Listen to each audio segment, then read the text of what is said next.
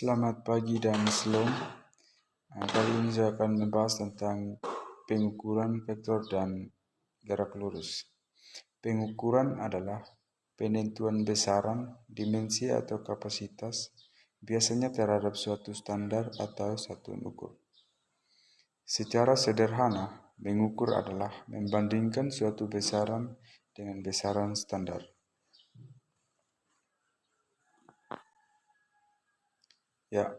Besaran dibedakan menjadi dua bagian, yaitu besaran pokok dan besaran turunan. Besaran pokok adalah besaran yang berdiri sendiri dan satuannya sudah ditetapkan melalui perjanjian internasional dan tidak tergantung pada satuan lain. Besaran pokok itu sendiri dibagi menjadi 7 bagian, yaitu yang pertama panjang, satuannya meter, yang kedua massa, satuannya kilogram, yang ketiga waktu, satuannya sekon, yang keempat suhu, satuannya Kelvin, yang kelima kuat arus, satuannya ampere, yang keenam intensitas cahaya, satuannya kandela, yang ketujuh jumlah zat, satuannya mol.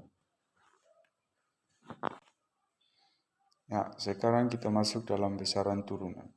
Besaran turunan adalah besaran yang diturunkan dari besaran pokok.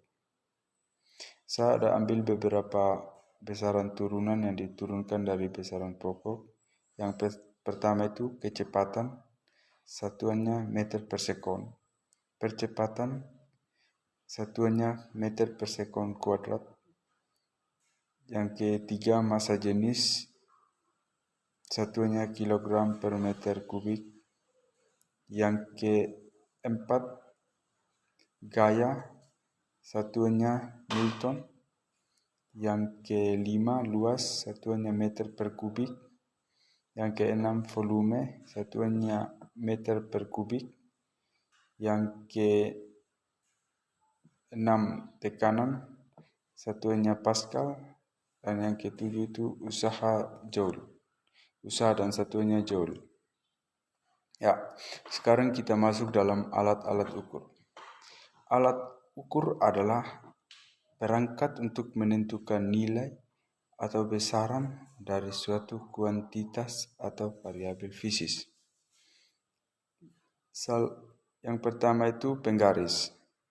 Biasa digunakan untuk mengukur dan ada macam-macam penggaris seperti penggaris miring, penggaris siku, penggaris segitiga, penggaris persegi, dan lain-lain.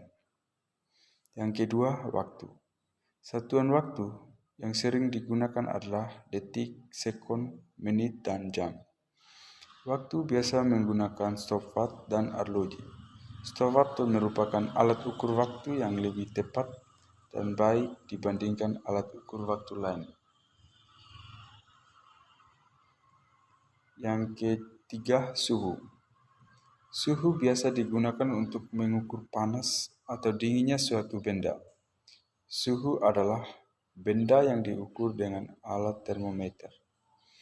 Termometer yang sering kita lihat atau yang sering kita jumpai itu termometer klinis yang biasa ada di laboratorium atau di rumah sakit. Yang keempat, neraca duduk. Neraca biasa digunakan untuk mengukur massa benda yang lebih besar.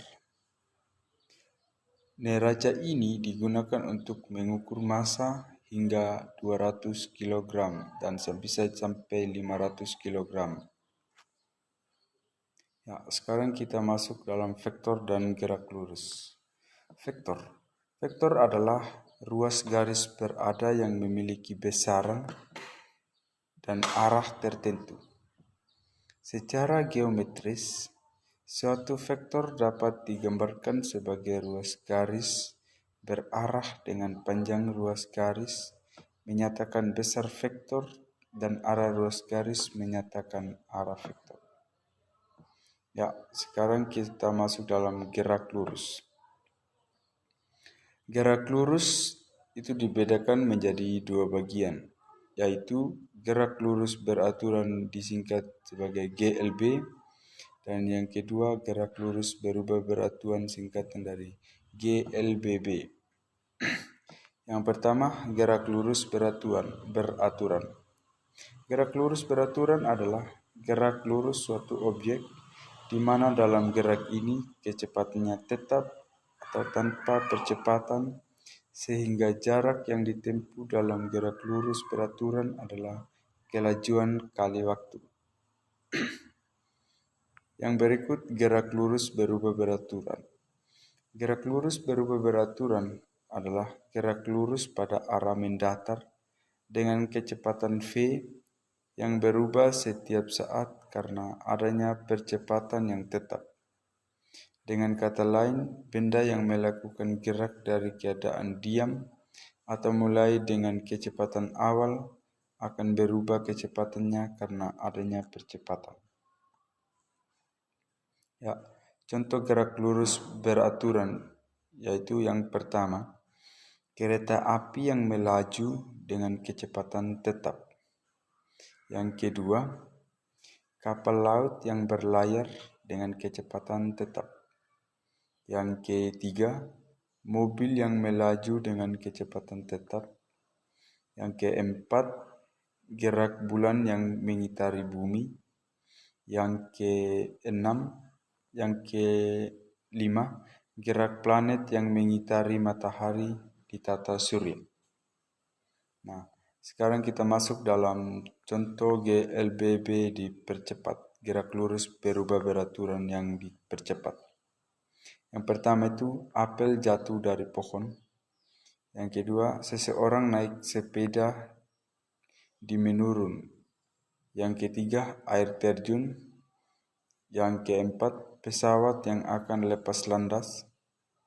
Dan pesawat yang akan lepas landas.